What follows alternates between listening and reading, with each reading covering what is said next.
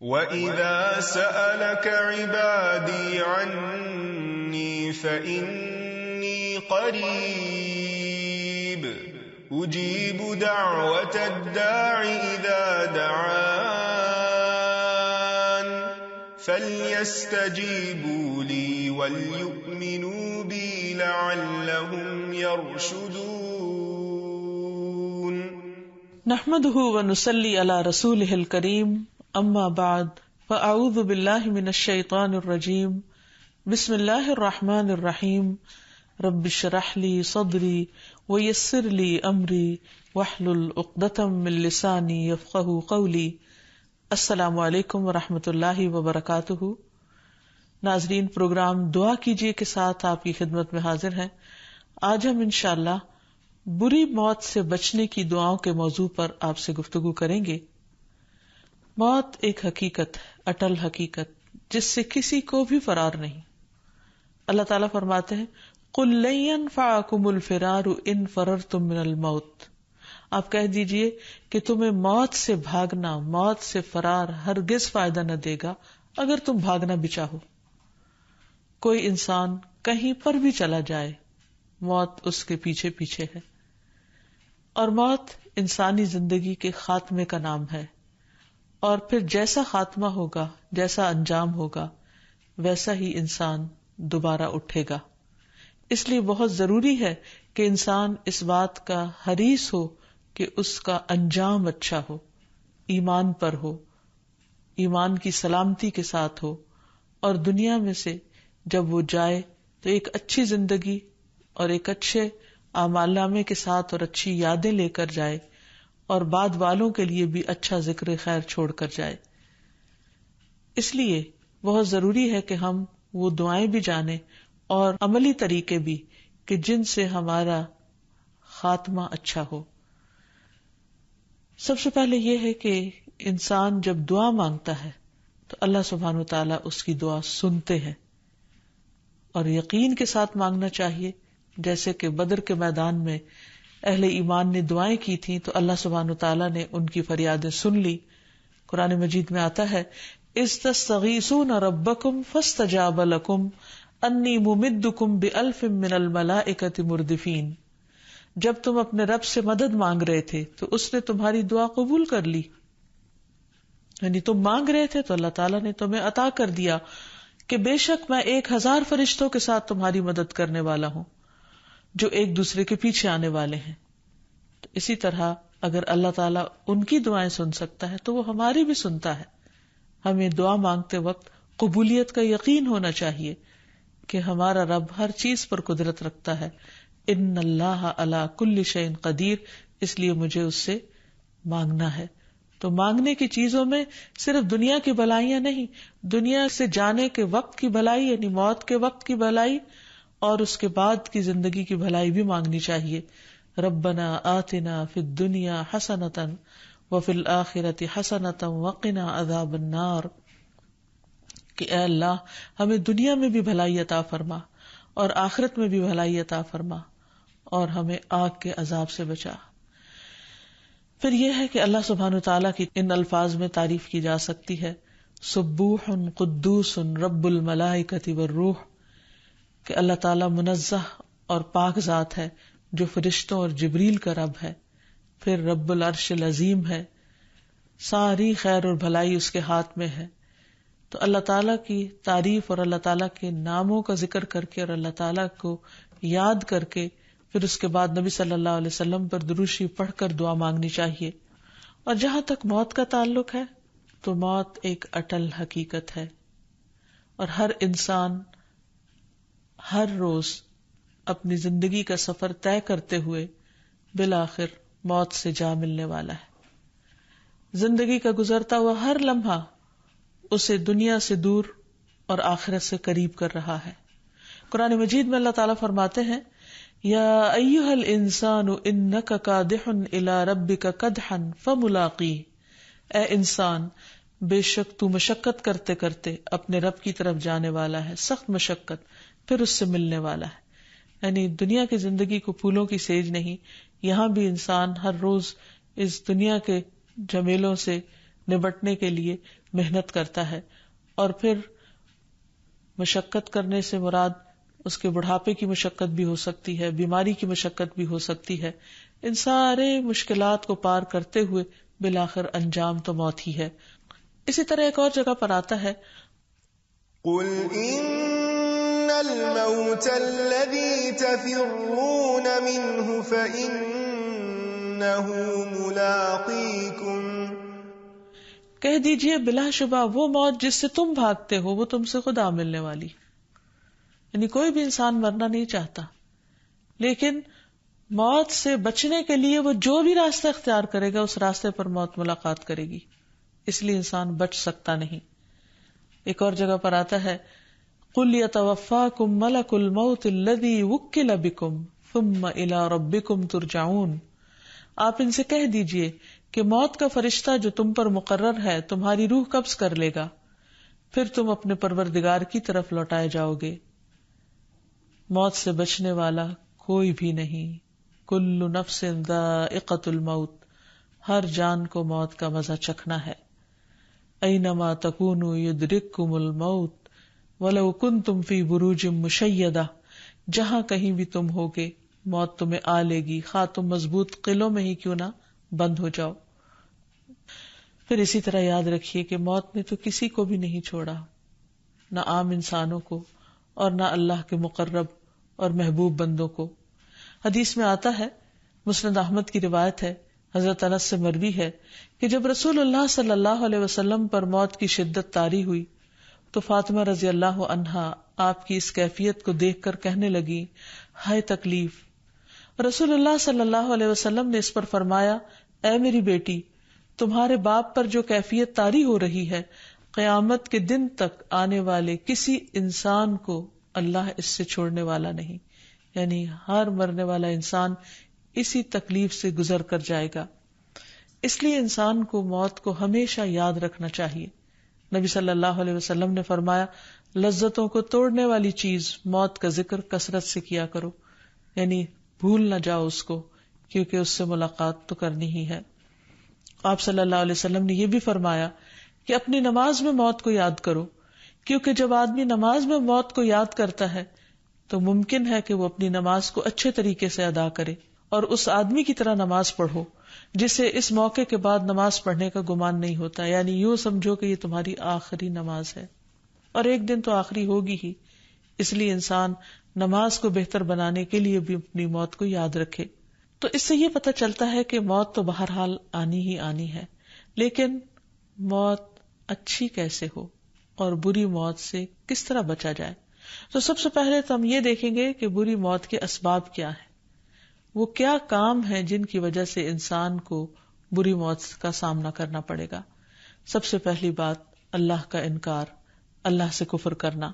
قرآن مجید میں آتا ہے، وَلَوْ تَرَىٰ إِذْ يَتَوَفَّى الَّذِينَ كَفَرُوا الْمَلَائِكَةُ يَضْرِبُونَ وُجُوهَهُمْ وَأَدْبَارَهُمْ وَذُوقُوا عَذَابَ الْحَرِيقِ. کاش آپ اس حالت کو دیکھتے جب فرشتے کافروں کی روحیں قبض کر رہے تھے تو ان کے چہرے اور ان کی پشتوں پر ضربے لگاتے تھے اور کہتے تھے کہ اب جلانے والے عذاب کا مزہ چکھو. یعنی کفر کی حالت میں جب انسان مرتا ہے تو موت کے فرشتے آ کر مرنے والے کی پٹائی کرتے ہیں اور اس کو مارتے ہیں. حدیث میں آتا ہے کہ جب کوئی کافر شخص دنیا سے رخصتی اور سفر آخرت کے قریب ہوتا ہے تو اس کے پاس آسمان سے سیاہ چہروں والے فرشتے اتر کر آتے ہیں جن کے پاس ٹاٹ ہوتے ہیں، یعنی بوری ہوتی ہے، اور وہ حد نگاہ بیٹھ جاتے ہیں. پھر ملک الموت اس کے سرہانے بیٹھ جاتے ہیں اور اس سے کہتے ہیں کہ اے نفس خبیثہ، اللہ کی ناراضگی اور غصے کی طرف چل. یہ سن کر اس کی روح جسم میں دوڑنے لگتی ہے اور ملک الموت اسے جسم سے اس طرح کھینچتے ہیں جیسے گیلی اون سے سیخ کھینچی جاتی ہے اور اسے پکڑ لیتے ہیں. فرشتے ایک پلک جھپکنے کی مقدار میں بھی اسے ہاتھ سے نہیں چھوڑتے اور ٹاٹ میں لپیٹ لیتے ہیں.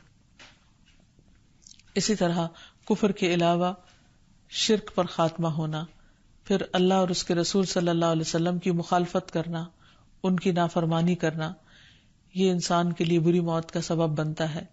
پھر نبی صلی اللہ علیہ وسلم کا مذاق اڑانا، پھر دین سے پھر جانا، مرتد ہو جانا، اللہ اور اس کے رسول صلی اللہ علیہ وسلم کا انکار کر دینا، پھر اللہ تعالیٰ کی ناراضگی کے کام کرنا. قرآن مجید میں آتا ہے فَكَيْفَ إِذَا تَوَفَّتْهُمُ الْمَلَائِكَةُ يَضْرِبُونَ وُجُوهَهُمْ وَأَدْبَارَهُمْ ذَلِكَ بِأَنَّهُمُ اتَّبَعُوا مَا أَسْخَطَ اللَّهَ وَكَرِهُوا رِضْوَانَهُ فَأَحْبَطَ أَعْمَالَهُمْ. پھر اس وقت ان کا حال کیا ہوگا جب فرشتے ان کی روح قبض کریں گے تو ان کے چہروں اور پیٹھوں پر مار رہے ہوں گے.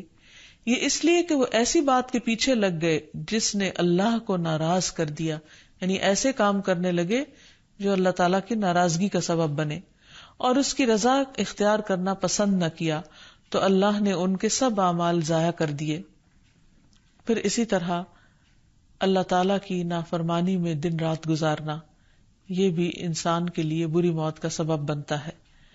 اللہ تعالیٰ کے حرام کردہ کاموں کا ارتکاب کرنا. رسول اللہ صلی اللہ علیہ وسلم نے فرمایا اس امت کے لوگوں پر زمین میں دھنسانے، شکلیں مسخ ہونے اور آسمان سے پتھروں کی بارش برسنے کا عذاب آئے گا، یعنی یہ اللہ تعالیٰ کی نافرمانیوں کی وجہ سے ہی ہوگا. پھر اسی طرح دنیا میں مگن ہو جانا اور آخرت کو بھول جانا. نبی صلی اللہ علیہ وسلم نے فرمایا جو اپنے غموں کو ایک ہی غم بنا لے اور وہ آخرت کا غم ہو تو اللہ تعالیٰ دنیا کے غموں سے اسے کفایت کرے گا، اور جس کو پریشانیاں ادھر ادھر بھٹکا کر لے جائیں اللہ تعالیٰ اس کی پرواہ نہیں کرے گا کہ دنیا کی کس وادی میں ہلاک ہوتا ہے. تو اس سے بھی پتہ چلتا ہے کہ اگر انسان آخرت کی فکر کرتا رہے تو انشاءاللہ خاتمہ بخیر ہوگا. پھر اسی طرح بے صبری کرتے ہوئے خودکشی کر لینا. خودکشی کسی بھی طریقے سے کی جائے وہ بری موت ہے. رسول اللہ صلی اللہ علیہ وسلم نے فرمایا پہلے زمانے میں ایک شخص کے ہاتھ میں زخم ہو گیا تھا اور اسے اس سے بڑی تکلیف تھی، آخر اس نے چھری سے اپنا ہاتھ کاٹ لیا. نتیجہ یہ ہوا کہ خون زیادہ بہہ گیا اور وہ اسی سے مر گیا. تو اللہ تعالیٰ نے فرمایا کہ میرے بندے نے خود میرے پاس آنے میں جلدی کی، اس لیے میں نے بھی جنت کو اس کے لیے حرام کر دیا. پھر اسی طرح کسی پہ جھوٹا الزام لگانا، پھر لوگوں کو گمراہ کرنا، کیونکہ سامری جس نے بنی اسرائیل کو گمراہ کیا اور ان کے لیے بچڑا معبود بنا دیا تو اس کا انجام کیا ہوا قرآن مجید میں آتا ہے. موسیٰ علیہ السلام نے سامری کی طرف متوجہ ہو کر کہا بتاؤ سامری تمہارا کیا معاملہ ہے؟ سامری نے کہا کہ میں نے وہ چیز دیکھی جو دوسروں کو نظر نہ آئی، میں نے رسول کے نقش قدم سے ایک مٹھی اٹھا لی، پھر اسے بچڑے کے جسم میں ڈال دیا، میرے نفس نے مجھے ایسا ہی سمجھایا تھا. موسیٰ علیہ السلام نے کہا جاؤ تمہارے لیے زندگی بھر یہ سزا ہے کہ دوسروں سے کہتے رہو گے کہ مجھے نہ چھونا، اور تمہارے لیے عذاب کا ایک وقت ہے جو تجھ سے کبھی ٹل نہیں سکتا، یعنی موت کی طرف اشارہ ہے کہ تمہارا انجام بہت برا ہوگا. اسی طرح کچھ کام ایسے بھی ہیں کہ جن کے کرنے سے انسان کا خاتمہ بالخیر ہوتا ہے، ایمان پر ہوتا ہے، اچھا انجام ہوتا ہے، جس میں سب سے پہلی چیز توحید پر خاتمہ ہونا، یعنی مرتے وقت لا الہ الا اللہ نصیب ہونا. معاذ بن جبل کہتے ہیں کہ رسول اللہ صلی اللہ علیہ وسلم نے فرمایا جس کا آخری کلام لا الہ الا اللہ ہوگا وہ جنت میں داخل ہوگا. پھر اسی طرح ایمان کی حالت میں مرنا. اللہ تعالیٰ فرماتے ہیں یا ایھا الذین آمنوا اتقوا اللہ حق تقاتہ ولا تموتن الا وانتم مسلمون. اے ایمان والو اللہ سے ایسے ڈرو جیسے ڈرنے کا حق ہے، اور تمہیں موت نہیں آنی چاہیے مگر اس حال میں کہ تم مسلمان ہو، یعنی فرما بردار ہو. تو جو موت اللہ کی اطاعت کے کام میں، نیکی کے کام میں آتی ہے وہ اچھی موت ہوتی ہے. پھر اسی طرح یہ ہے کہ اللہ تعالیٰ کا تقوی اختیار کرنا، اللہ کا ڈر ہونا، اللہ سے محبت ہونا. اللہ تعالیٰ فرماتے ہیں کہ من یتق اللہ یجعل لہ مخرجا، جو اللہ سے ڈرے گا وہ اس کے لیے ہر چیز میں سے نکلنے کا ایک راستہ بنا دے گا، یعنی اس کی مشکلیں آسان کر دے گا. پھر اسی طرح طیب حالت میں فوت ہونا، پاکیزگی کی حالت میں فوت ہونا، ظاہری اور باطنی نجاستوں سے بچتے ہوئے. سورۃ النحل میں فرمایا الذین تتوفاہم الملائکۃ طیبین یقولون سلام علیکم ادخلوا الجنۃ بما کنتم تعملون. وہ لوگ جو پاک سیرت ہوتے ہیں، فرشتے جب ان کی روح قبض کرنے آتے ہیں تو کہتے ہیں تم پر سلام ہو، جو تم اچھے عمل کرتے رہے اس کے صلے میں جنت میں داخل ہو جاؤ. گویا موت کے وقت انہیں جنت کی خوشخبری دے دی جاتی ہے. پھر اسی طرح اللہ کے راستے میں استقامت اختیار کرنا، اچھے اچھے کاموں پر جمے رہنا، یعنی ایک دن کر کے اور دوسرے دن چھوڑ نہیں دینا. اس کے بارے میں اللہ تعالیٰ فرماتے ان الذین قالوا ربنا اللہ ثم استقاموا، بے شک وہ لوگ جنہوں نے کہا کہ اللہ ہمارا رب ہے پھر اس پہ جم گئے، تتنزل علیہم الملائکہ، ان پر فرشتے اترتے ہیں اور ان سے کیا کہتے ہیں، اللہ تخافوا ولا تحزنوا، نہ خوف کھاؤ نہ غم کھاؤ، وابشروا بالجنۃ التی کنتم توعدون، اس جنت کی خوشخبری پاؤ جس کا تم وعدہ کیے جاتے ہو، نحن اولیاؤکم فی الحیات الدنیا وفی الآخرہ، ہم تمہارے دوست ہیں دنیا کی زندگی میں بھی اور آخرت میں بھی، اور آخرت کی منزلوں میں سے سب سے پہلی منزل موت ہے۔ تو گویا اس وقت جو فرشتے آئیں گے وہ ان کے دوست ہوں گے اور اچھی شکل میں آئیں گے، جیسے کہ حدیث میں اس کی تفسیر ملتی ہے کہ فرشتے روشن چہرے والوں یعنی بندہ مومن جب دنیا سے رخصت ہوتا ہے اور آخرت کی طرف جا رہا ہوتا ہے تو اس کی طرف آسمان سے روشن چہروں والے فرشتے آتے ہیں، اور گویا کہ ان کے چہرے سورج کی طرح ہوں، ان کے پاس جنت کا کفن اور جنت کی حنوت ہوتی ہے، یعنی خوشبو ہوتی ہے، اور پھر ملک الموت اس کے سرہانے بیٹھ کے کہتے ہیں اے نفس مطمئنہ، اپنے رب کی مغفرت اور خوشنودی کی طرف چلو، چنانچہ اس کی روح اس طرح بہہ کر نکل جاتی ہے جیسے مشکیزے کے منہ سے پانی کا قطرہ بہہ کے نکل جاتا ہے، یعنی آسانی سے اس کی موت آتی ہے۔ پھر اسی طرح قرآن مجید سے تعلق قائم رکھنا، آپ صلی اللہ علیہ وسلم نے فرمایا جو شخص قرآن پڑھتا ہے وہ ارذل العمر کی طرف نہیں لوٹایا جاتا، اور یعنی خاتمہ بخیر ہوتا ہے۔ پھر اسی طرح موت سے پہلے ہدایت مل جانا، یہ بھی انسان کی خوش قسمتی کی علامت ہے۔ پھر مرنے سے پہلے نیک کاموں کی توفیق ہو جانا، یعنی ایک شخص ساری زندگی برے کام کرتا ہے لیکن پھر ایسی سچی توبہ کرتا ہے کہ مرنے سے پہلے کی زندگی اس کی ساری اچھائیوں میں گزرتی ہے اور ایمان پر اس کا خاتمہ ہوتا ہے اور اس کو توبہ نصیب ہو جاتی ہے، تو یہ بہت ہی خوش قسمتی کی بات ہے، جیسے 99 لوگوں کے قاتل کو توبہ نصیب ہو گئی تھی۔ پھر اسی طرح نیک عمل پہ خاتمہ ہونا، جیسے نماز کی حالت میں فوت ہونا یا روزے کی حالت میں یا حج کرتے ہوئے یا اور اسی طرح کوئی اچھے کام کرتے ہوئے انسان کی زندگی کا خاتمہ ہونا۔ پھر اللہ کے راستے میں انسان کا نکلنا اور اللہ کے راستے میں اس کی جان کا جانا، تو یہ سب اسی وقت ممکن ہے جب انسان اس چیز کی طلب رکھے، تمنا رکھے اور اپنی زندگی کو اللہ تعالیٰ کی اطاعت کے مطابق گزارے، اور اس کے لیے انسان دعائیں بھی کرے، کیونکہ حقیقی کامیاب وہ ہے جو آخرت میں کامیاب ہے، جس کا خاتمہ اچھا ہو جائے، کیونکہ جب تک خاتمہ اچھا نہیں ہوتا کوئی بھی انسان امن میں نہیں ہو سکتا۔ اور جہاں تک دعاؤں کا تعلق ہے تو اس میں یوسف علیہ السلام کی دعا ہے فاطر السماوات والارض انت ولی فی الدنیا والآخرہ توفنی مسلما والحقنی بالصالحین، آسمان و زمین کے پیدا کرنے والے، تو ہی دنیا اور آخرت میں میرا سرپرست ہے، اسلام پر میرا خاتمہ کر اور مجھے نیک لوگوں میں شامل کر۔ پھر ربنا افرغ علینا صبرا وتوفنا مسلمین، اے ہمارے رب ہم پر صبر انڈیل دے اور اس حال میں موت دینا کہ ہم مسلمان ہوں، یعنی ہمارا خاتمہ اسلام کی حالت میں ہو۔ پھر نیک لوگوں کے ساتھ فوت ہونے کی دعا کرنا، ربنا فاغفر لنا ذنوبنا وکفر عنا سیئاتنا وتوفنا مع الابرار، اے ہمارے رب پس ہمارے گناہ معاف کر دے اور ہماری برائیاں دور فرما دے اور ہمیں نیک لوگوں کے ساتھ موت دے۔ پھر اسی طرح نیک لوگوں کے ساتھ ملنے کی تمنا کرنا کہ رب ہب لی حکما والحقنی بالصالحین۔ پھر اللہم توفنا مسلمین واحینا مسلمین والحقنا بالصالحین غیر خزایا ولا مفتونین، اے اللہ ہمیں حالت اسلام میں موت عطا فرما، حالت اسلام میں زندہ رکھ اور نیک لوگوں میں شامل فرما کہ ہم رسوا نہ ہوں اور نہ ہی کسی فتنے کا شکار ہوں۔ پھر عافیت کی دعا کرنا، اللہم انی اسألک المعافات فی الدنیا والآخرہ، اے اللہ میں آپ سے دنیا اور آخرت میں عافیت مانگتا ہوں۔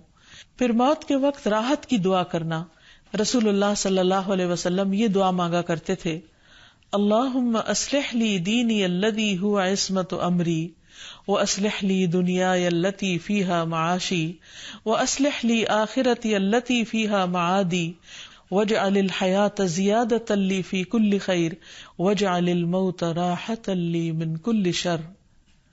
اے اللہ میرے دین کو درست فرما جو میرے تمام معاملات کا محافظ ہے، میری دنیا کو درست فرما جس میں میرا معاش ہے، میری آخرت کو درست فرما جس میں میرا لوٹنا ہے، میری زندگی کو ہر بھلائی میں میرے لیے زیادتی کا باعث بنا دے، اور موت کو میرے لیے ہر شر سے راحت کا ذریعہ بنا دے۔ اور پھر یہ کہ رسول اللہ صلی اللہ علیہ وسلم نماز کے آخر میں یہ دعا بھی پڑھا کرتے تھے سلام سے پہلے، اللہم انی اعوذ بک من الجبن واعوذ بک من ان ارد الی ارذل العمر واعوذ بک من فتنۃ الدنیا واعوذ بک من عذاب القبر۔ اے اللہ میں تیری پناہ مانگتا ہوں بزدلی سے، اور میں تیری پناہ مانگتا ہوں اس سے کہ میں رذیل عمر یعنی بڑھاپے میں پہنچا دیا جاؤں، اور میں تیری پناہ مانگتا ہوں دنیا کی آزمائش سے، اور میں تیری پناہ مانگتا ہوں عذاب قبر سے۔ اسی طرح رسول اللہ صلی اللہ علیہ وسلم موت کے وقت شیطان کے غلبے اور شیطان کے بہکاوے سے بھی پناہ مانگا کرتے تھے۔ دعا ہے، اللہم انی اعوذ بک من الہدم واعوذ بک من التردی واعوذ بک من الغرق والحرق والہرم واعوذ بک ان یتخبطنی الشیطان عند الموت واعوذ بک ان اموت فی سبیلک مدبرا واعوذ بک ان اموت لدیغا۔ اے اللہ میں تیری پناہ چاہتا ہوں کہ کوئی مکان یا دیوار مجھ پہ آ گرے یا کسی بلند مقام سے گر پڑوں، اور میں تیری پناہ چاہتا ہوں غرق ہونے سے، جلنے یا ازہد بوڑھا ہو جانے سے۔ تیری پناہ چاہتا ہوں اس سے کہ شیطان مجھے موت کے وقت بدحواس کر دے، یا اس بات سے کہ جہاد میں پیٹ پھیرتے ہوئے مروں، یا اس کیفیت سے کہ زہریلے جانور کے کاٹنے سے مجھے موت آئے۔ یعنی مختلف طریقے کی جو شر ہیں ان سے بچنے کی دعا بھی کی گئی۔ اللہ تعالیٰ سے دعا ہے کہ وہ ہمیں اچھی موت عطا کرے، کیونکہ موت ایسی چیز ہے جس سے کوئی بھی فرار حاصل نہیں کر سکتا، لہٰذا اس کا مقابلہ کرنے کے لیے انسان ہمیشہ اچھے اعمال کے ساتھ ساتھ اچھی دعائیں بھی کرتا رہے۔ وآخر دعوانا ان الحمد للہ رب العالمین۔ السلام علیکم ورحمۃ اللہ وبرکاتہ۔